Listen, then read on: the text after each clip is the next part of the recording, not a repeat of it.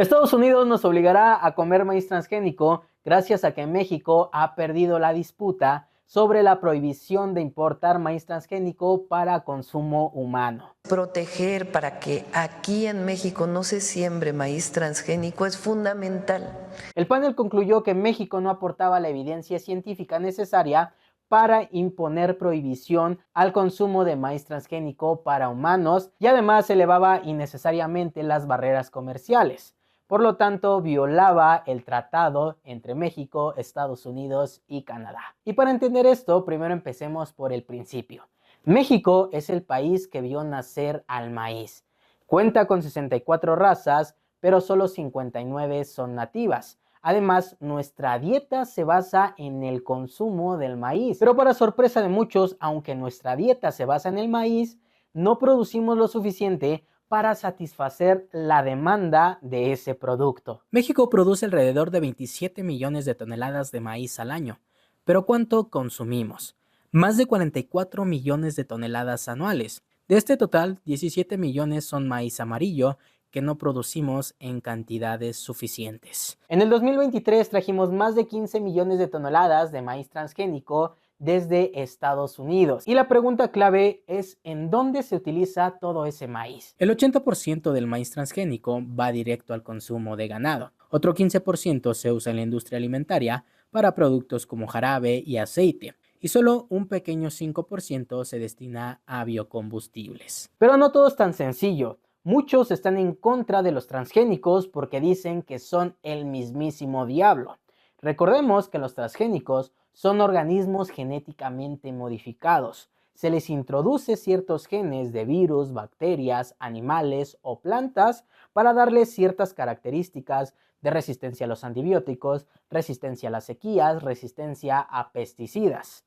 Entonces, esto los hace ser el mismísimo diablo. Y resulta que desde que se comenzó a comercializar la primer planta transgénica, iniciaron las discusiones, porque algo que no nacía naturalmente era bastante malo. Podía causarnos daño. No sabíamos qué daño nos podría causar, pero seguramente era algo muy malo porque nosotros estábamos metiéndole tijeras a los genes y estábamos introduciendo esos genes a plantas. ¿Y cómo sabíamos que lo estábamos haciendo de manera correcta? Pero la realidad es que aunque la palabra transgénico suene bastante fuerte y bastante peligroso, al día de hoy no existe evidencia científica que compruebe que producen daño a la salud humana ni a los animales. Y sí, ya sé que alguien saldrá a mencionar el artículo de Seralini publicado en el 2012. Este artículo demostró que las ratas alimentadas con transgénicos tratados con glifosato presentaron tumores, problemas hormonales,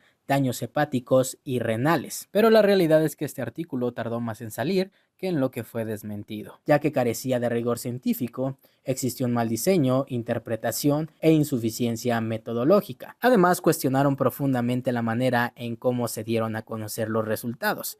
En una conferencia de prensa con cláusulas de confidencialidad, prohibiendo consultas de expertos. Y de hecho, ese artículo ahora se encuentra retractado. La Autoridad Europea de Seguridad Alimentaria determinó que ese artículo estaba diseñado, reportado e interpretado de manera inadecuada. Por lo tanto, carecía de rigor científico para ser tomado en cuenta. Por lo tanto, hoy en día no se encuentra evidencia científica que indique que los transgénicos provocan daños a la salud humana. Y esa era la principal razón por la que nuestros bonitos gobernantes habían decidido prohibir el consumo de maíz transgénico en humanos. Pero sorpresa, sorpresa, en ese panel de discusión había expertos en la materia y México no pudo comprobar con evidencia científica que provocaban dichos daños. Por lo tanto, la prohibición de maíz transgénico en México se basa más en una ideología política y económica. Porque, por ejemplo, gastamos más de 4,000 millones de dólares al año en maíz. Entonces, todo ese dinero se va a los Estados Unidos. Y ahora que nuestros bonitos gobernantes han perdido la discusión científica, optan porque los mexicanos nos sientamos orgullosos y identificados con el maíz y por lo tanto quieramos protegerlo. Por lo que son los pueblos originarios de ayer y de hoy y la resistencia con el maíz. El maíz es México, por eso se dice sin maíz no hay país. porque nadie estaría dispuesto a comerse un maíz genéticamente modificado. Nadie estaría dispuesto a comerse algo que recibió una modificación genética. Pero permíteme presentarte al maíz natural. Justamente el tenocintle. ¿Qué pasa? ¿No ves las mazorcas bonitas y amarillas? Pues resulta que no las tenía.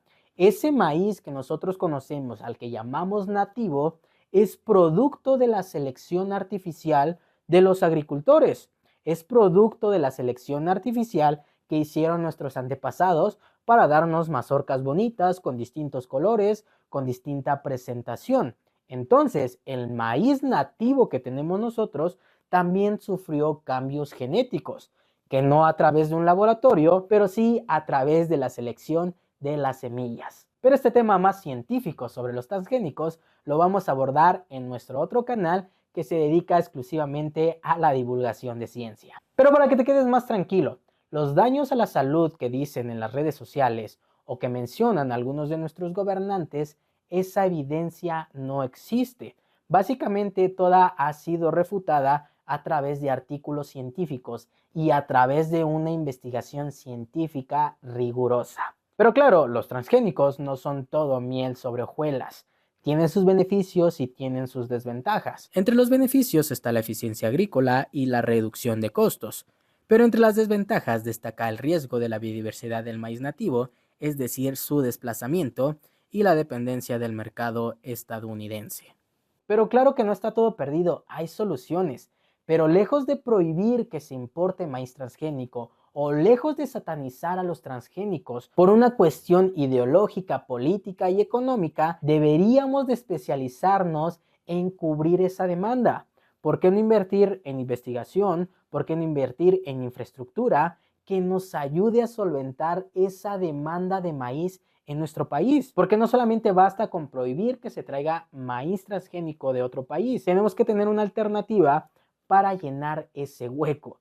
Y ese hueco se va a llenar con infraestructura y con investigación científica. Porque si nuestro maíz nativo no es suficiente para cubrir la demanda, podríamos hacer el maíz del bienestar, un maíz transgénico hecho en México y que limite la dependencia económica de otro país, lejos de satanizar a la tecnología. Porque sí, señoras y señores, nos estamos quedando en la prehistoria. Pero bueno, como siempre, ¿tú qué opinas? ¿Estos transgénicos serán tan malos? ¿Tú los seguirás consumiendo o los dejarás de consumir? Pero déjame decirte que los consumes en muchísimas cosas y tú ni siquiera lo sabías. Pero si te gustan estos videos, recuerda darle like, suscribirte y compartirlo, además de seguirme en mis redes sociales.